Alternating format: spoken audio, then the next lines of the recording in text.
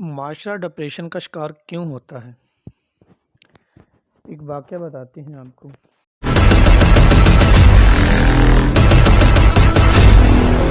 ایک 55 سالہ شخص ڈپریشن کا شکار تھا۔ اس کی بیوی نے ایک ماہر نفسیات سے ملاقات کی۔ بیوی نے کہا، میرا خاوند شدید ڈپریشن میں ہے، براہ کرم مدد کریں۔ ڈاکٹر نے اپنی مشاورت شروع کی۔ اس نے کچھ ذاتی باتیں پوچھیں اور اس کی بیوی کو باہر بیٹھنے کو کہا۔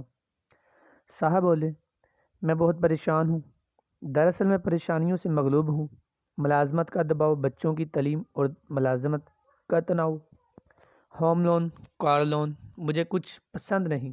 دنیا مجھے پاگل سمجھتی ہے، لیکن میرے پاس اتنا سامان نہیں جتنا ایک کارتوس میں گولیاں۔ میں بہت اداس اور پریشان ہوں۔ یہ کہہ کر اس نے اپنی پوری زندگی کی کتاب ڈاکٹر کے سامنے کھول دی۔ پھر ڈاکٹر نے کچھ سوچا اور پوچھا کہ آپ نے 10ویں جماعت کس اسکول میں پڑھی؟ اس شخص نے اسے اسکول کا نام بتایا۔ ڈاکٹر نے کہا، آپ کو اس اسکول میں جانا ہے۔ پھر اپنے اسکول سے آپ کو اپنی 10ویں کلاس کا رجسٹر تلاش کرنا ہے اور اپنے ساتھیوں کے نام تلاش کرنے ہیں اور ان کی موجودہ خیریت کے بارے میں معلومات حاصل کرنے کی کوشش کرنی ہے۔ ایک ڈائری میں تمام معلومات لکھیں اور 1 مہینے کے بعد مجھ سے ملیں۔ وہ شخص اپنے اسکول گیا، رجسٹر ڈھونڈنے میں کامیاب رہا اور اسے کاپی کروایا۔ اس میں 120 نام تھے۔ اس نے 1 مہینے میں دن رات کوشش کی، لیکن وہ بمشکل 75 ہم جماعتوں کے بارے میں معلومات جمع کرنے میں کامیاب رہا۔ حیرت، ان میں سے 20 مر چکے تھے، 7 رنڈوے اور 13 طلاق یافتہ تھے۔ 10 ایسے نکلے جو کہ بات کرنے کے قابل بھی نہیں تھے۔ 5 اتنے غریب نکلے کہ کوئی ان کا جواب نہ دے سکا۔ 6 اتنے امیر نکلے کہ اسے یقین ہی نہیں آیا۔ کچھ کینسر میں مبتلا تھے، کچھ فالج، ذیابیطس، دمہ یا دل کے مریض تھے۔ کچھ لوگ بستر پر تھے جن کے ہاتھوں، ٹانگوں یا ریڑھ کی ہڈی میں چوٹیں آئی تھیں۔ کچھ کے بچے پاگل، آوارہ یا بیکار نکلے۔ ایک جیل میں تھا۔ ایک شخص 2 طلاق کے بعد تیسری شادی کی تلاش میں تھا۔ 1 ماہ کے اندر 10ویں جماعت کا رجسٹر اذیت بیان کر رہا تھا۔ ڈاکٹر نے پوچھا، اب بتاؤ تمہارا ڈپریشن کیسا ہے؟ وہ شخص سمجھ گیا کہ اسے کوئی مزی بیماری نہیں، وہ بھوکا نہیں، اس کا دماغ درست ہے، اسے عدالت، پولیس، وکلاء کا کوئی مسئلہ نہیں۔ اس کی بیوی اور بچے بہت اچھے اور صحت مند ہیں، وہ خود بھی صحت مند ہے۔ اس شخص کو احساس ہوا کہ واقعی دنیا میں بہت زیادہ دکھ ہے اور بہت سے اذیت ناک دکھوں سے محفوظ ہے۔ دوسروں کی پلیٹوں میں جھانکنے کی عادت چھوڑیں۔ اپنی پلیٹ کا کھانا پیار سے لیں۔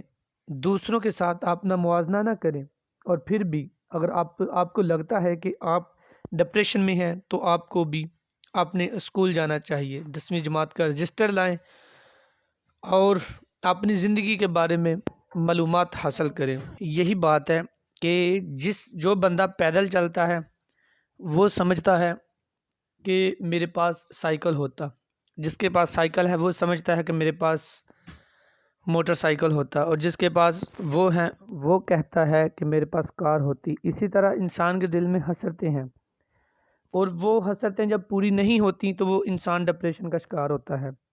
اگر وہی انسان آپ نے ارد گرد دیکھنا شروع کر دے گا کہ انسان زندگی کیسے گزار رہے ہیں، یہ اللہ تعالیٰ کی تقسیم ہے۔ کچھ لوگوں کو صحت مند تندرستی دی، کچھ کو بیمار کیا، اور کچھ کو امیر کیا، کچھ کو غریب کیا۔ یہ اللہ تعالیٰ کی رضا ہے۔ ہمیں ہر حال میں اللہ کی رضا میں خوش رہنا چاہیے، نہ کہ حسد کرنا چاہیے، نہ کہ جیلس ہونا چاہیے، اور زندگی خوشی سے گزارنی چاہیے۔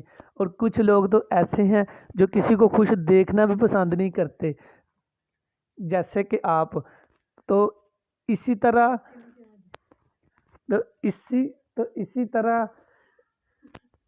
طرح لہٰذا ہر بندے کو، یہ میں نے آپ اس لیے بولا تھا کیونکہ ہر بندہ ایک دوسرے سے جیلس ہوتا ہے آج کل۔ کچھ تو 100 میں سے 3-4 بندے مجھے ملیں گے جو بالکل جیلس نہیں ہوتے، نہیں تو مجھے تو اکثریت جیلس ہوتے لوگ نظر آتے ہیں۔ تو لہٰذا ڈپریشن کا شکار نہ ہوا کریں، یہ زندگی ایک دفعہ ملنی ہے، روز روز نہیں ملنی۔ قیامت کے دن اللہ تعالیٰ سب سے پوچھے گا، پھر بتا میرے بندے تو نے حسد کیا تھا کیوں کیا تھا؟ کیا تو میری نعمتوں پر شکر ادا نہیں تھا کر سکتا؟ میں نے تجھے کھلایا پلایا، ہر چیز کی سہولت دی، پھر بھی تو نے میرا نہ شکرا بنا، کیوں بنا؟ مجھے وجہ بتا۔ لہٰذا ہر حال میں اللہ کا شکر ادا کرو، اللہ کا ہر حال میں شکر ادا کرو۔ جب وہ بندہ اللہ کا ہر حال میں شکر ادا کرتا ہے، اللہ اس سے خوش ہوتا ہے۔ اللہ تعالیٰ فرماتے ہیں جو میرا بندہ مجھ سے خوش ہوتا ہے میں اسے اور دیتا ہوں، لہٰذا ہر حال میں اللہ کا شکر ادا کیا کرو۔ اللہ کا شکر ادا کرنے میں اللہ نے بڑی کامیابیاں رکھی ہیں، بہت زیادہ کامیابیاں رکھی ہیں، اور ہم انسان کامیابیاں ڈھونڈتے ہیں۔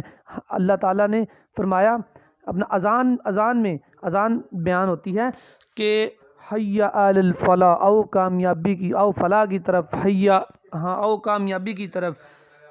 اور اللہ تعالیٰ نے کامیابی نماز میں رکھی ہے، اور ہم لوگ نماز میں کامیابی ڈھونڈتے نہیں۔ جو بندہ نماز دل سے پڑھتا ہے اصل کامیابی اس میں ہے۔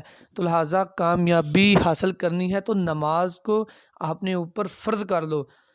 تو جو بندہ نماز کو اپنے اوپر فرض کرتا ہے دل کو سکون ہوتا ہے، ڈپریشن گئی، غم گئے، خوشیاں آ گئیں، خوشحالیاں آ گئی، ڈپریشن ختم۔ لہٰذا یہ نہ سوچو کہ باقی لوگ زندگی کیسے